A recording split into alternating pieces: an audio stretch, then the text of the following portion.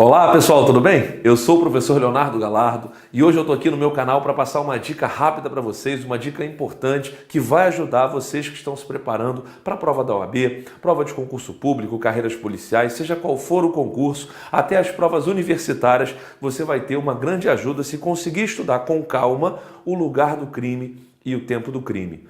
O assunto não é difícil, é fácil e, aliás, só existem duas formas de cobrança. Só tem duas maneiras de qualquer examinador cobrar de você o lugar do crime e o tempo do crime. E aí você vai conhecer aqui em primeira mão no meu canal do YouTube. Pessoal, se te perguntarem sobre o lugar do crime e tempo do crime, você precisa saber que a primeira forma de cobrança é perguntando o nome da teoria que foi adotada pelo Código Penal acerca do lugar do crime e acerca do tempo do crime. A segunda maneira é se eles falarem, tá, eu não quero saber o nome de teoria, mas eu quero saber qual é o lugar, eu quero saber qual é o tempo. Então vamos lá, vamos começar e ver a primeira forma.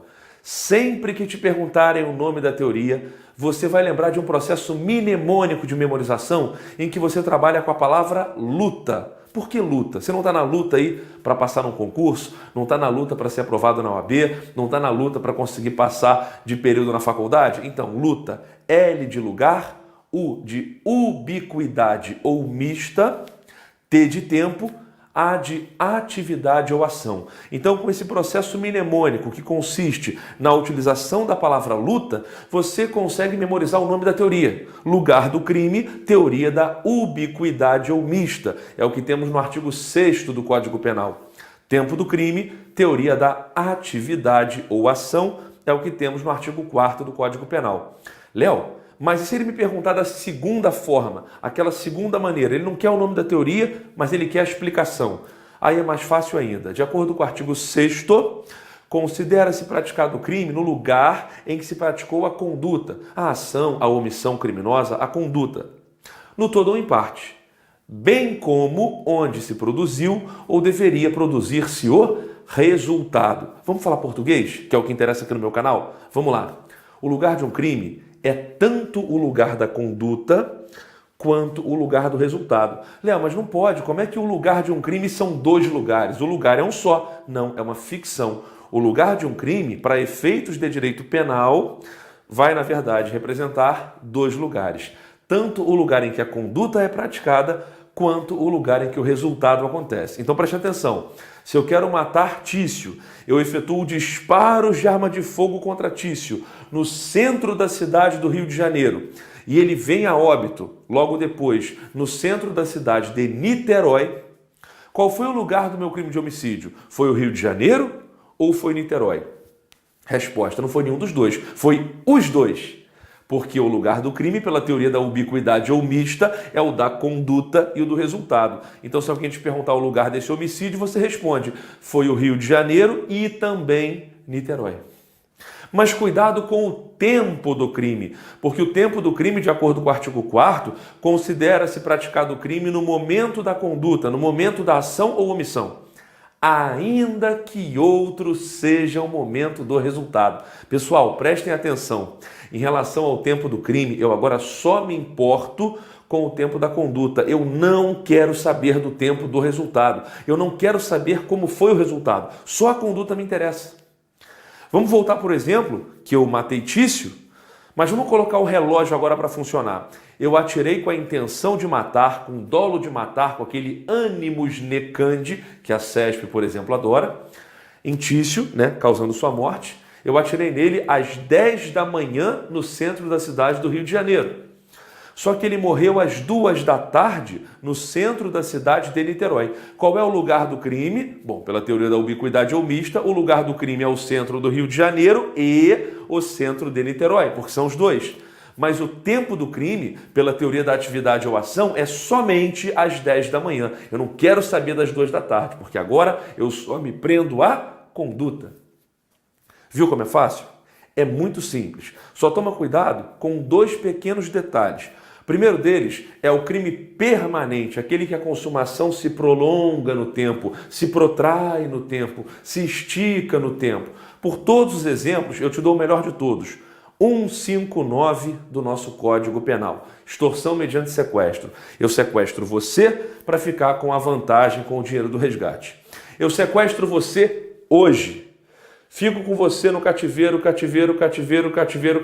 Aí um tempão depois, eu liberto você. Vem cá. Esse crime se consuma quando? Quando eu sequestro ou quando eu liberto? Resposta, nenhum dos dois. É o tempo inteiro. É do momento que eu sequestro até o momento que eu liberto. Ele fica esse tempo todo consumando, todo esse intervalo. Por isso que o crime é permanente, ele está em permanente consumação. Tanto, inclusive, que eu posso ser preso em flagrante a qualquer tempo, na forma do artigo 302, inciso 1º do Código de Processo Penal. Por quê? Porque considera-se em flagrante delito quem está cometendo a infração penal. E por todo esse período, eu estou cometendo a infração penal, enquanto você estiver em cativeiro. Tá legal? E aí o tempo do crime será o tempo todo. Percebeu? Nos crimes permanentes, todo esse tempo será o tempo do crime. Essa é a primeira observação que eu disse que era importante. A segunda observação é uma pegadinha muito comum que você encontra em várias bancas também para concurso público, que é misturar com o artigo 27 do Código Penal, que fala da imputabilidade em razão da idade. O artigo 27 fala para a gente que os menores de 18 anos são penalmente inimputáveis, ficando sujeitos às normas estabelecidas na legislação especial. Vamos falar português de novo? Os menores de 18 anos são inimputáveis, eles não respondem por seus atos na forma do Código Penal. Só ECA, Estatuto da Criança e do Adolescente, a Lei 8.069 de 90, mas Código Penal, responsabilidade penal, não tem não. Por quê? Porque eles são inimputáveis, todos os menores de 18 anos. Por mais que o 27 só diga isso, por uma questão interpretativa, eu posso imaginar o oposto.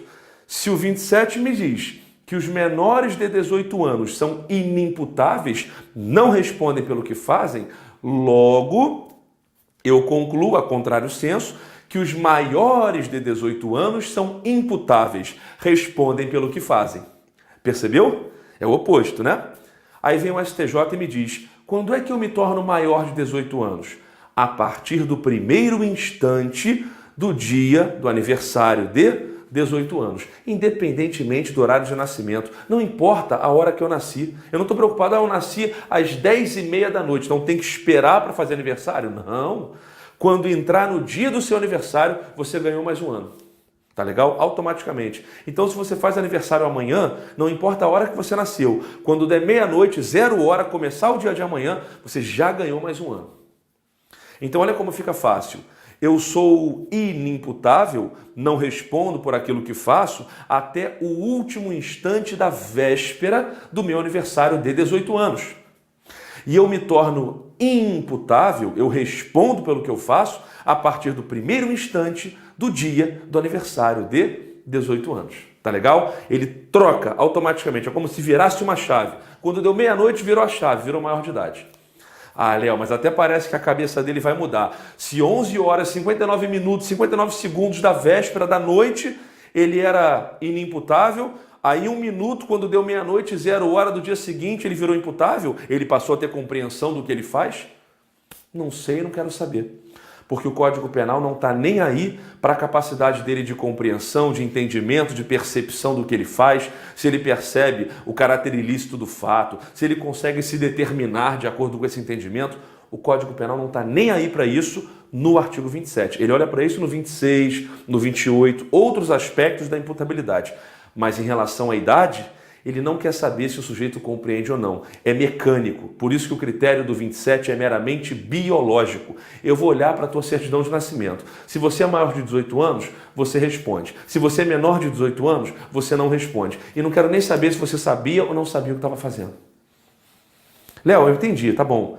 Mas qual é a relação disso com essa dica que você botou no seu canal agora? A relação é a seguinte. As provas vão virar para você e falar que o sujeito faz 18 anos amanhã. E aí ele sai hoje à noite para comemorar. Vai comemorar numa balada o aniversário que é amanhã. Amanhã faz 18. Aí hoje à noite ele briga com o sujeito na balada e dá uma facada com a intenção de matar. Às 10h30 da noite. Ó. Facada para matar 10h30 da noite. A vítima é conduzida para um hospital de urgência, mas não resiste aos ferimentos e vem a óbito. às 2 horas da manhã do dia seguinte, quando ele já tinha quantos anos? 18. Ele deu a facada inimputável, menor de 18, e viu o resultado morte ocorrer imputável, maior de 18. Ele responde pelo que faz? Não. Porque quando que esse crime foi praticado, esse homicídio? Quando? Qual o momento? Qual o tempo do crime? Foi o tempo da conduta facada? Foi o tempo da morte ou os dois? É o tempo do crime, a atividade ou ação é somente o tempo da conduta de acordo com o artigo 4º do Código Penal. E na conduta ele era menor, era 10h30 da noite da véspera. Então não importa que a vítima tenha morrido quando ele era maior de idade. Se a conduta foi praticada quando ele era menor, ele é inimputável, não responde pelo que ele fez na forma do Código Penal, tem apenas um Estatuto da Criança e do Adolescente, a Lei 8.069 de 90, e o máximo que ele vai sofrer é uma internação por até 3 anos no máximo, com libertação compulsória aos 21 anos. Ou seja, por 1h30, ele não responde pelo homicídio com 6 a 20 se simples, 12 a 30 se qualificado, apenas por uma questão puramente biológica. Então cuidado com isso. São as dicas que eu tinha para te passar hoje aqui no meu canal, onde você encontra todo o conteúdo possível, conteúdo de dicas, vários conteúdos de direito penal, vários conteúdos de direito processual penal. Você consegue ter acesso a tudo quanto é informação interessante. Eu estou lançando esse canal agora para vocês que me seguem há tanto tempo, ao longo dos cursos de todo o país. E eu vou te pedir o seguinte, clica lá, se inscreve no canal para a gente ganhar mais força. Depois que você se inscrever no canal, não se esqueça de ativar o sininho lá das notificações para você receber todos os vídeos, porque eu vou colocar a dica toda hora e aí você tem aí o link para você acessar. Caso você queira meus módulos completos, você pode acessar e adquiri-los pelo meu site www.leonardogalardo.com.br. Um grande abraço e até uma próxima dica. Tchau!